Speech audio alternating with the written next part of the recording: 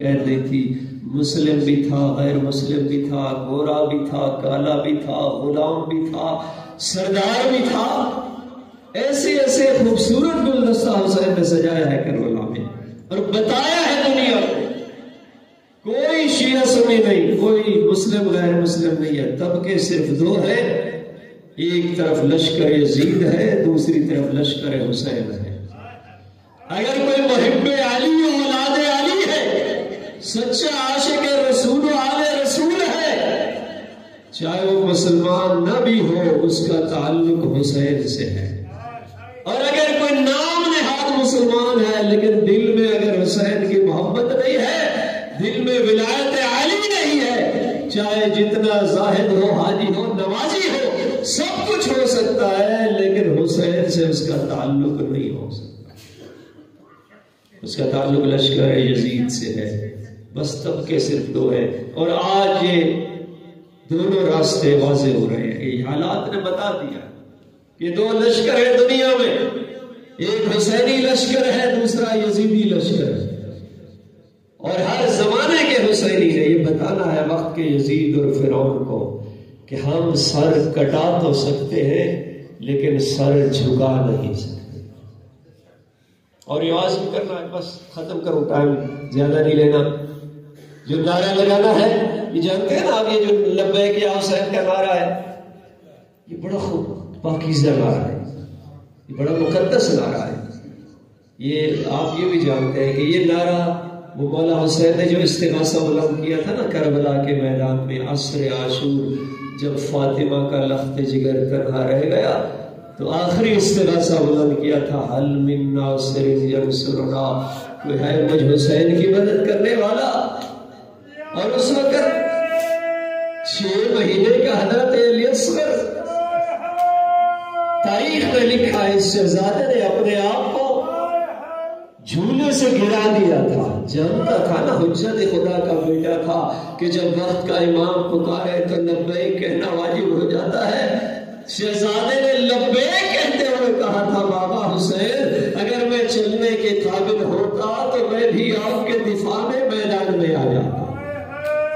یہ لبیک یا حسین کا نعرہ اس حسین کی بارگاہ میں بھی اور وقت کے ولی حسین زمان اور ولی زمان کی بارگاہ میں بھی یہ عہد کرنا ہے کہ آج ہم ان شہدائے کچئی کی برسی میں، اے مولا حسین، اگرچہ ہم سن 61 ہجری کی کربلا میں تو نہیں تھے لیکن یہ وعدہ کرتے ہیں تیری بارگاہ میں کہ جہاں بھی کربلا سجے گی ہم یہ عہد کرتے ہیں کہ ہم خون کا آخری قطرہ بہا دیں گے لیکن نہ تیری عزاداری سے پیچھے ہٹیں گے، نہ تیرے مقدس مشن سے پیچھے ہٹیں گے.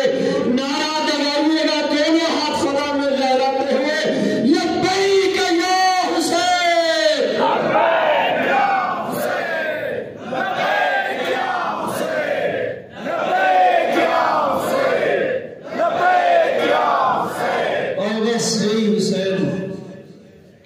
میرے محترم علماء تشریف فرمائے، 2 جملے شہداء کی بلندی درجات کی مجلس ہے کہ کربلا میں عزادارو 2 مقام ایسے آئے کہ جہاں لشکر یزید کے سپاہی بھی رو رہے.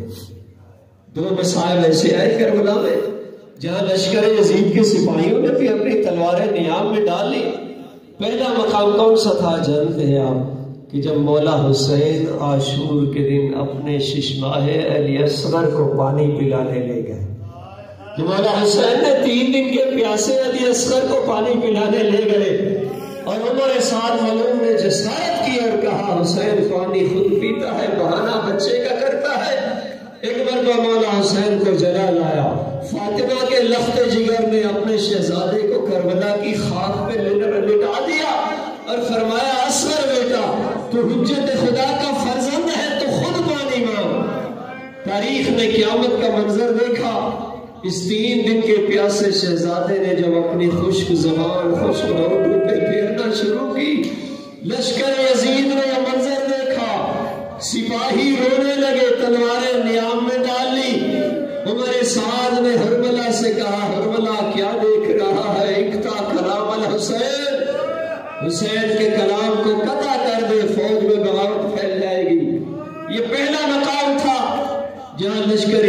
کے سپاہی بھی رو رہے تھے اور معافی چاہتے ہوئے دوسرا بڑا سخت جملہ عرض کر رہا ہوں، شہداء کی یاد کی میں مجلس ہے۔ دوسرا مقام وہ تھا جب 11 محرم کو حضرت زینب حسین کے جنازے پر آئی، جب میری خدا کی بیوی شہزادی زینب جب بھائی حسین کے جنازے پر آئی ہے، وزیرارہ مجھے نہیں معلوم بی بی کیسے آئی ہے۔ آپ سنتے ہیں نا علماء سے کہ مولا عباس بن بازو گھوڑے کی بلندی سے گرے تھے۔ میں عرض کروں گا مولا آپ پر بڑی مصیبت آئی، آپ بن بازو گھوڑے کی بلندی سے گرے، لیکن آقا مجھے معاف فرمانا، 11 محرم کو زینب نے جب بھائی کا جنازہ دیکھا بندھے ہوئے ہاتھوں کے ساتھ، زینب نے اپنے آپ کو اونٹ کی بلندی سے گرا دیا، آئی ہے بھائی کے جنازے پر۔ ایک مرتبہ ایک جملہ کہا، مولا حسین کی لاش پر جب بی بی پہنچی ہے، بی بی نے ایک مرتبہ مدینے کا رخ کر لیا اور یہ جملہ کہا، نانا رسول صلی علیہ ملیک السماء، نانا آپ پر تو آسمان کے ملائکہ درود بھیجتے ہیں، وہذا حسین مرمل بالدماء، اور یہ تیرا حسین آج خون میں غلطہ کربلا کی خاک پر موجود ہے۔ یہ بے لشکر یزید کے سپاہیوں نے سنا۔